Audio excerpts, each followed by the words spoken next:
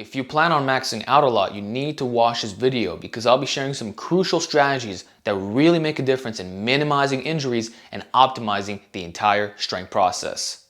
So let's get right into it. First thing I'll say is that you should not do more than 4 max effort attempts per training session. Through experience and actually looking at Prilepin's chart, I found this to be absolutely true. What you'll find is that exceeding this number tends to lead to recovery problems and ego lifting. This is where the failed lifts come into play, where your motivation starts to decline and burnout psychologically and physically takes place. By limiting your attempts, many of the risks are completely cut out because you're simply not going there even if you were capable of getting that additional PR. But at what cost? If you already had a difficult repetition, does it make that much of a difference by going to the maximum RPE, grinding to the limit like you may have seen in one of my recent workout videos? That wasn't even a 4th attempt, by the way, but some guys actually would add that extra 5-10 pounds and fail or grind even further if they're capable. So this way it keeps you in check. You've established a training max for that day and now you can move on. Actually shortens your workouts as well.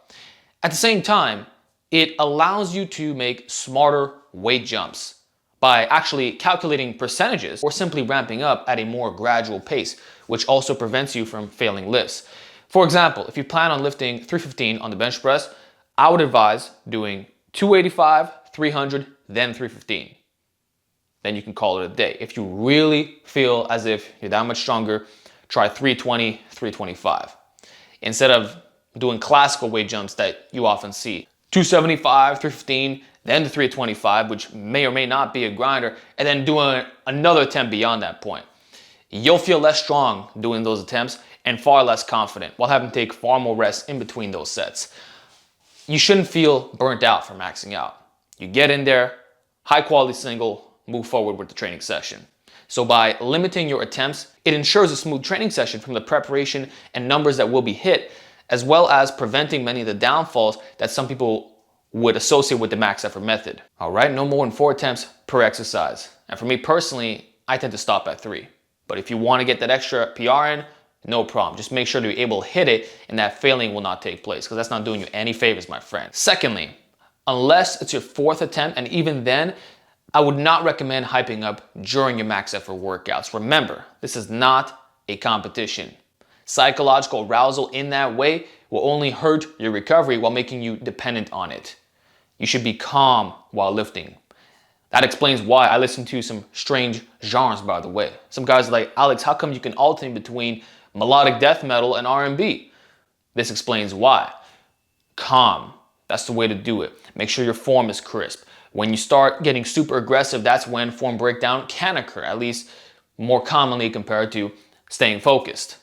And there's been a lot of great lifters over the years that have also adopted this mindset, Pete Rubish being the prime example. And through my experience of doing both for many years, if you're maxing out every single week or just on a frequent basis in general, it is in your best interest to not overdo the caffeine, smelling salts, the crazy music, shaking like a madman. Just don't do it unless it really is your final attempt and you know that if you get a bit more pumped up that you'll crush that PR. But besides that, keep it cool, right? This also shortens the workout, by the way, because sometimes you'll set your timer to 5 minutes, but then you got to find that perfect song. Next thing you know, that interval becomes 8 minutes.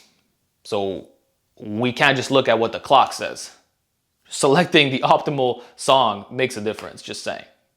Anyway, I want to talk about the third and final point, which is very important when talking about maximized programming, emphasizing exercise rotation.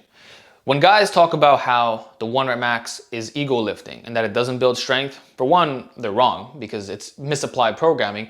But I think the real distinction has to do with the fact that a lot of gym bros simply come in, perform the same variation workout after workout, maybe at a high frequency as well, and then complain that they're not getting results because they're really facing the law of accommodation and nothing has been intelligently selected. What I'm saying is, you don't want to repeat the same max effort variations too frequently. That's how you burn out. That's how you go backwards. That's how you stall. It's not doing you any favors. So also watch my video on maxing out does build strength because I do debunk a lot of myths regarding this subject.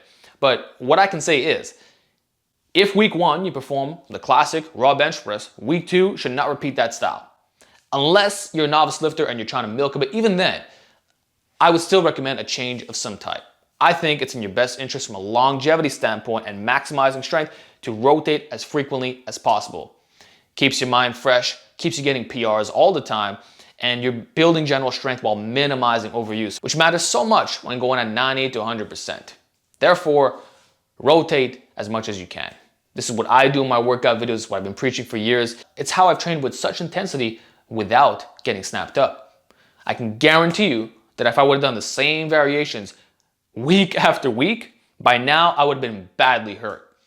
Exercise rotation is what kept me safe, and it will do the exact same thing for you while finding out what your weaknesses are. Throw in different styles. That's how you minimize the wear and tear on your body and allow you to max out year round. This could literally be done. You don't have to follow a linear periodization system. You don't need to wave your volume and intensity, which is an old school way of doing things that does work, but I'm of the firm belief that this yields more overuse issues. And exercise rotation is the #1 way of preventing that. And with the max effort method, where you're going balls to the wall, you better be rotating. Otherwise, yeah, you probably will enter Snap City. And for that, I would agree with guys saying, if you're just going in, hitting the same bench press every workout like a gym bro, that's not smart whatsoever. But if one workout you do floor press, after that floor press with chains and the Swiss bar, then maybe a dead bench and maybe a board press or a slingshot press. If you rotate, everything's gonna be fine. That's all I'm trying to say. And with that said, guys, those are my most important strategies for maxing out. It's a simple video. I hope you benefit a lot from maxing out, and I can't wait to hear your feedback in the next couple months when all of those numbers have exploded.